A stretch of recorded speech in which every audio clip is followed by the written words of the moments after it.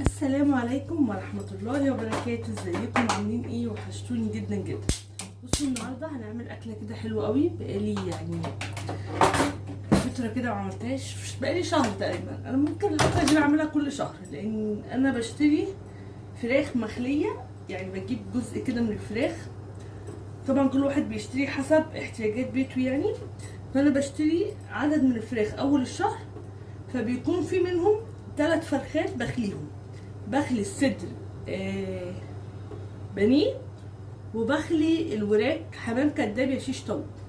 فانا النهارده هعمل حمام كداب. اوكي. دي انا كل شهر بعملها، يعني انا في الشهر بعمل مره يا اما حمام كداب يا اما شيش طاووق. وطبعا البانيه بستخدمه عادي بقيه الشهر. اوكي. وطبعا بشتري فراخ صحيحه بقى للعمايل العاديه، يعني ان انا يعني يبقى عندي تنويع في الاكل خلال الشهر يعني. فاهمين؟ طبعا البانيه خلص، بجيب تاني بانيه عادي. الكبد والفراخ بحب احيانا بعملها كتير مع رز معمر كده. هنا بقى انا عملت جبت كده معلقه سمنه، ويفضل طبعا ان هي تكون فلاحي، بس طبعا ما عندكيش عادي جدا السمنه التانية تقضي الغرض. والله انا لسه ما فطرتش، بس قلت اجهز الحاجه الاول. والحمام كدابه انا متبلاه من بالليل، الوراك متبلاها من بالليل عشان بس انجز اعمل الاكل، عشان نلحق نقعد نشوف اللي ورا مننا ونذاكر وكده.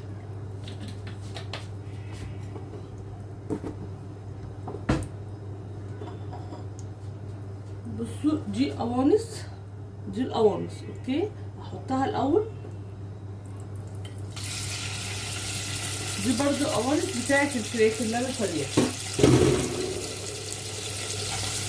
هشوح الاول القوانص، عشان طبعا القوانص بتاخد سوا عن كده، وبعد كده هنزل بالكبد. دي القوانص والقلوب نزلت بيها هي الاول. تمام كده يتشوح وارجع لكم تاني. متنسوش بقى تحطوا اللايك، تعملوا شير، تعملوا سبسكرايب. ولو صوتي معمول كده عشان انا لسه صاحيه، لسه ولا فطرت ولا شربت النسكافيه بتاعي ولا اي حاجه. بصوا بقى اهي القوانص خلاص اتشوحت. هنزل بقى عليها بكبد الفراخ.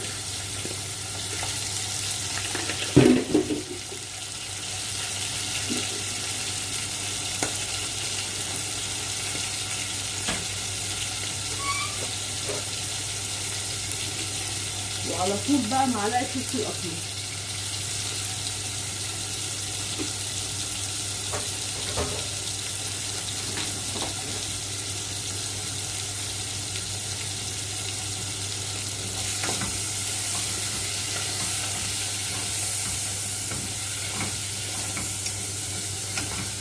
شوح كده بقى تشويحه مع القوانص، لان طبعا زي ما قلت لكم دي بتاخد سوا اقل، طبعا القوانص بتاخد سوا اكتر. دي هتتشوح مع دي، وبعد كده هنزل عليها بالفريك. عايزه بدل ما تحطي فريك رز طبعا عايزه جدا، بس انا بحب الحمام الكدابه او اي طيور عموما، حمام فراخ حتى محشيه بحشيها بالفريك. تمام. انا نقع الفريك من بالليل، واهو دلوقتي حطاه في مصفى يتصفى، وهنزل عليه اول ما برده الكبد تشرب بس الميه بتاعتها، عشان ما بيكونش فيه اي زفره. بصوا كده الكبده خلاص اتشوحت. هنزل بقى بالفريك اللي انا طبعا غسلاه كويس مصفياه. ده فريك الضحى، يعني هو اصلا بيكون نضيف ومتنقي. ده نص كيس من بتاع الضحى، انا بعمل الكيس على مرتين. اشوحه بقى كده مع الكبد والقوانص.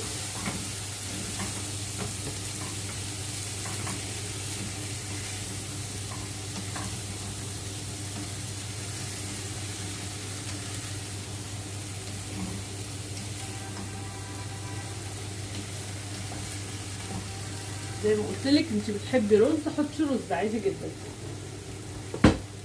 حط حبه ملح.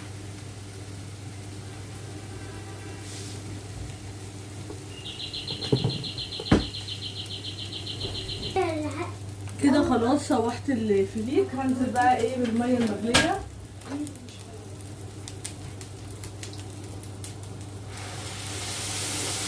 بس انا مش هنزل بميه مغليه كتير، ان انا عايزاه نص سوا، وبعد كده هبقى اكمل سوا.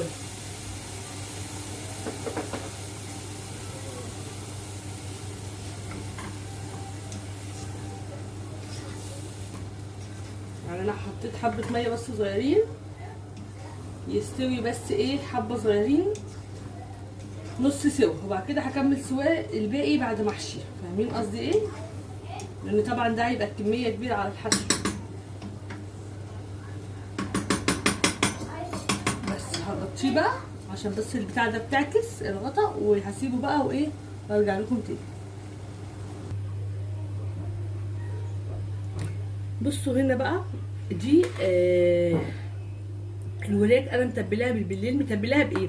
متبلاها بمعلقه صلصه، لا كاتشب، معلقه كاتشب، معلقه صويا صوص، معلقه دبس رمان، زيت، ليمون. دي كده ايه السوائل. وحطيت ملح وفلفل اسمر وكاري وتوم باودر وبصل باودر.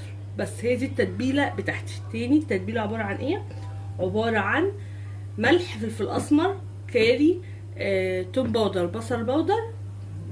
دي البهارات بتاعتي اللي انا حطاها هنا. تمام. اما السوائل معلقه كاتشب، معلقه صويا صوص، معلقه دبس رمان، زيت، ليمون، بس كده وعملتها. تمام.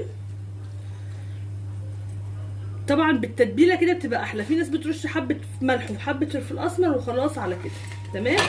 انما انا بحب اتبلها كده، بتكون حلوه جدا، وبيبقى طعم اللحم من جوه بيكون فظيع الصراحه. تمام. ابتدي بقى اجيب الحشو بتاعي وابتدي احشي كده. يا رب تبقى ظهرت اهي. تمام. ابتدي اول حاجه ادخل في الدبوس. اهم حاجه تخلي الراجل اللي بيقطع لك يسيب لك الجلد عشان تعرفي تقفلي بيه.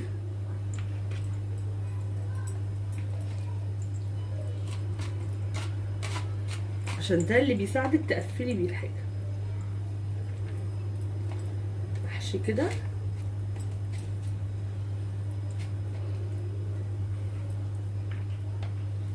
خلاص.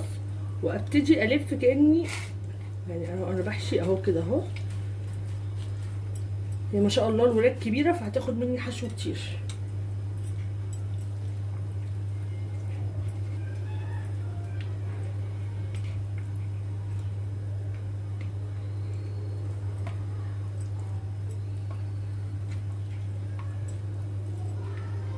وابتدي بقى ايه اقفل كده. الموضوع سهل خالص ومفيهوش اي صعوبه اهو.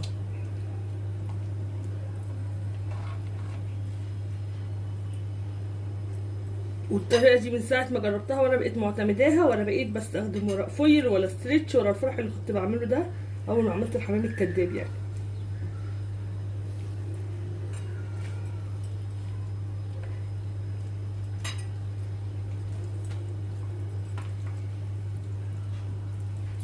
خلة السنان اسهل حاجه تعملي بيها الحمام الكداب.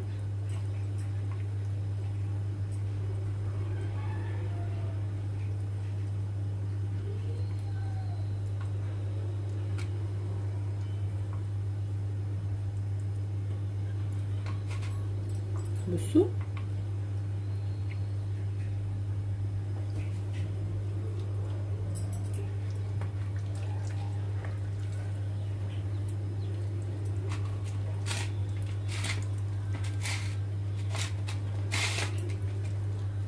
وهكذا بقى لحد ما اخلص كل الكميه. دول 6 ورك بتوع 3 فرخات يعني.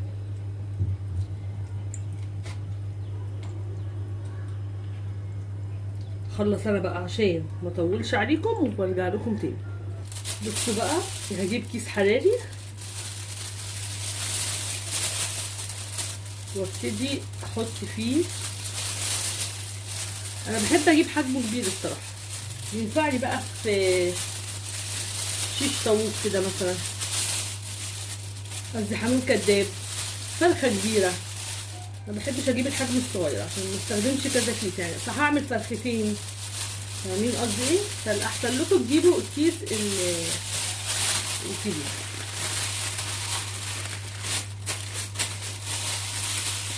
ما بحبش الرباط بتاعه، بحب انا اربطه. وحطيت ميه بقى هنا، حبه ميه مغليين كده سخنين في الصينيه، وهدخلهم الفرن وهنعمل رز معمر، وكده اكلتنا تبقى خلصت. بصوا هنا انا حطيت الميه اللي المفروض احطها على الرز، غسلت الرز وحطيت ميه وحطيت عليها كمان ملح وسكر في كوبايه الميه. تمام. وهزود بقى الباقي لبن. لازم كوبايه الميه دي. ده طريقه الرز المعمر، غسلته تمام. وبعد كده حطيت الميه اللي المفروض احطها على الرز، معاها معلقه سكر، ومعاها المفروض احط، انت بتحطي ازيد من المعيار بكوبايه. تمام. والكوبايه دي بتكون ميه بس كده. كده ايه، ده طريقه الرز. بتحطي اللبن، معيار الرز لبن ايا كان انت عامله قد ايه، وعليه كوبايه ميه.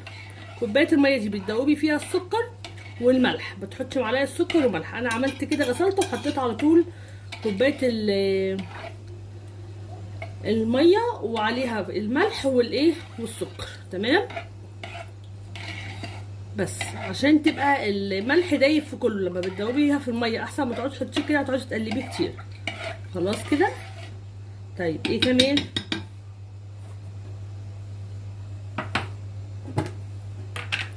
هنجيب بقى السمنه. في ناس بتحط السمنه بعد ما يتشرب، لكن انا بحطها عادي، ما بتفرقش خالص خالص خالص.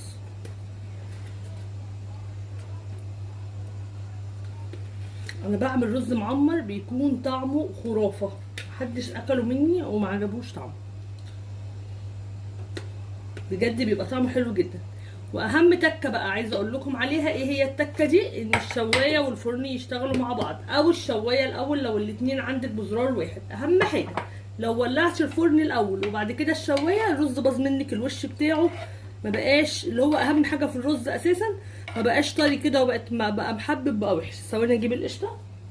بص دي قشطه بتاعت اللبن البلدي بتاعنا العادي، يعني اللبن اللي هو قبل ما اغلي اللبن ده، كان معايا لبن انا عملت منه النسكافيه وكده، فشلت القشطه بقى، ما رضيتش احطها في الفريزر زي ما بشيلها كل مره، لا قلت ايه خليها احطها على الرز.